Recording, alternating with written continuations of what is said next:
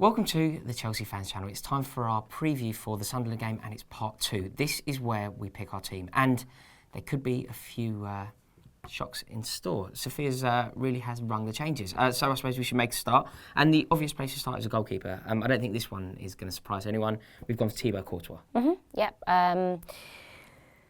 It's the correct decision. It's the correct decision. You know, he hasn't had the best of returns, I would say, but he's had a very long layout. So I think, and I still think he's a world-class keeper, and I'm buzzing we have him. I suppose this is where it gets a little bit interesting. Should we go to left back? I noticed that you've selected Bubba Rahman.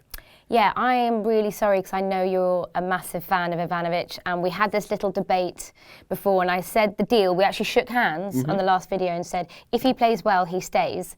For me, he needs to be dropped. Okay. No, as much as I do love Branislav Ivanovic, I think he's been a wonderful servant to the club. Yeah. Oh, I'm not blind. Yeah, no, of course. But what I mean is, I'm not so blind that I can't see that a change could be in order at the back. So yeah, I've gone for. So it's Rahman left, and therefore Ivanovic right. No, Ivanovic. No, Ivanovic. So I tried. Let Ivanovic go. I know he's on the shirt. I know he's on the shirt. He'll try any opportunity to give in. So it's Rahman left, and therefore Azpilicueta. Yes, and I think we spoke earlier about his performance against Leicester. I think wasn't the best at all. I know you're still upset about that, but you need to let him go, okay? But I think with Dave, I think he is always so consistent with us, and I think he deserves a bit of a rough game, and he can't be hammered just because he didn't play well or possibly didn't defend the second goal as well as he should done. I think he still deserves his place in the team. Couldn't definitely. agree more. I suppose they're the very important position now because they're going to have their work cut out because I think Sunderland do have some threatening players. Who is going to keep them at bay? Who are our two centre halves? For me, I'm sticking with John Terry, captain, leader. I think we're desperately still needing the leadership on the pitch as well as off the pitch, and I think without him, and he was substituted against Leicester. I understand it was for we were 2-0 down and tactical reasons. But playing devil's advocate here, I mean, I agree that he should be in this team, and I'm glad that you've selected him. But just to play devil's advocate, do you think it's fair for me to say that Chelsea looked a far better team without him on the pitch? I think we were 2-0 down away to Leicester. With him on the pitch? Yeah, I know, but I wouldn't say... I'm playing devil's advocate here. It's not what I agree. I know, but I'm just saying I think it was a poor defensive display in general. I think Vardy's goal was absolutely brilliant and world-class, and the run he made... I don't know whether many defenders would have... It was a very good goal. It was an excellent ball through and, a brilliant finish from Jamie Vardy. But I think we shouldn't go too overboard on the brilliance displayed to get into that position. It was a good run. Listen, it was a poor defensive display. It was a good run across the box. And this is where this Mourinho has these comments about the players, you've got to word this carefully, betraying the work ethos. It's a very emotive word, betrayal. Yeah, and listen, there's been so many people who are jumping on the bandwagon of saying, oh, the players are betraying me, full stop. I think it was just the work he had put in and the research he had put specific to the for Leicester. Specifically the Leicester game, he feels that was betrayed. I think it's clever wording. Okay, so Terry, despite less than excellent display at Leicester, maintains his place in the team. 100%, and Zuma. We've gone for Zuma. Yeah, for speed as well as anything. And I think Zuma has been good for us as well. Again, just to play devil's advocate, Gary Cahill not knocking on the door. You don't think Sunderland at home in December is a Cahill fixture? Oh, we said this the last game as well, and no, I'm happy to stick with Zuma. Okay. I suppose partnerships are good. So you've got to have a little bit of consistency going on. Especially as what you're about to see, there may not be so much consistency as we move further up the pitch. The obvious place to go next, we'll go to Nemanja Matic. He maintains his place by the skin of his teeth. It's a funny one because I think actually his form recently has been worse than Ramirez's form.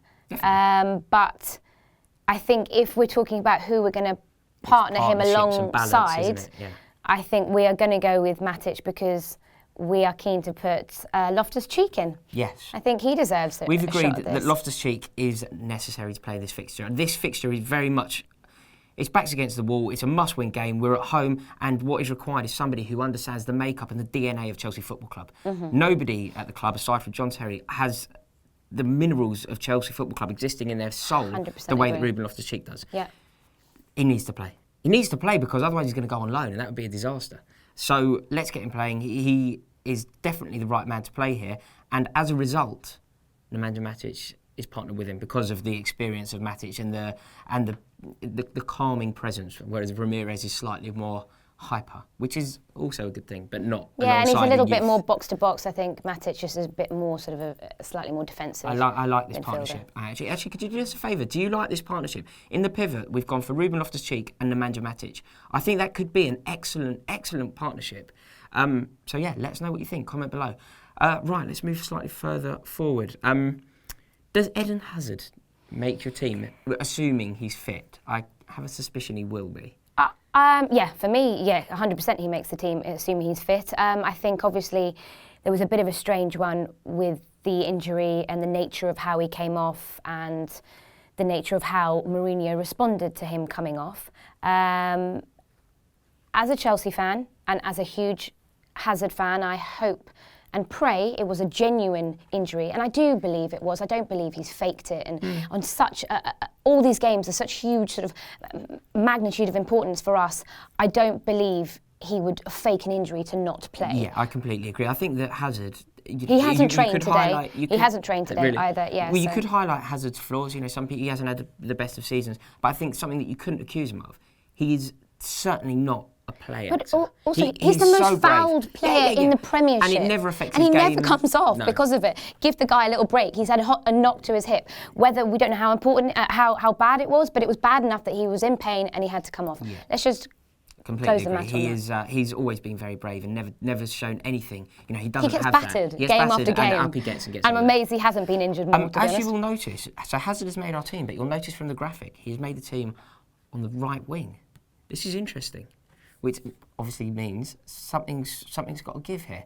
I suppose we'll go centrally now, and it's the man who picks himself, isn't it? Yeah, Willian all day long. Again, you know the sad thing for me, I think Willian seems like his head's going down a little bit because of the rest of the team and the way they are playing and the kind of the spirit and mentality behind the team. But again, as you said, Willian picks himself all day long, and he's still the one carrying us through each game. He has looked incredible, and of course he is playing.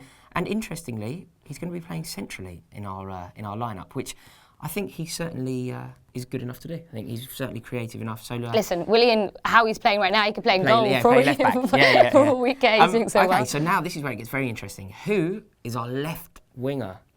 Well, we have gone for Kennedy. Again, I just think bringing in the youth, bringing in a bit of speed, bringing in freshness, vitality. I thought he played really well. I know he was at full-back against Norwich, but I actually thought he played really well. I personally wouldn't obviously play him there again. We said after that game I thought he deserved to have his place in the team for the next game, which I think Spurs, but he obviously wasn't selected, but further up the field. Yeah. So why don't we give him his chance now? Yeah, I agree. I think he's a fantastic player. So natural on the ball, such an electricity around him. You know, when he gets the ball, so direct and always looking to move forward. I think he's perfect, and he has it in him to change the way that the face of Chelsea Football Club, the way that he played. He came on in that game against Crystal Palace, and we were struggling. He came on and we got a goal. He's played out of position again, but he came on, we got a goal, and I think that he certainly deserves a place. Listen, without a shadow of doubt, we need to change something. A change needs to be made this Saturday, and I think, like I keep saying, youth, freshness. Let's just revitalise the whole situation. Certainly can't argue with that. And in the spirit of revitalisation, who is our centre forward?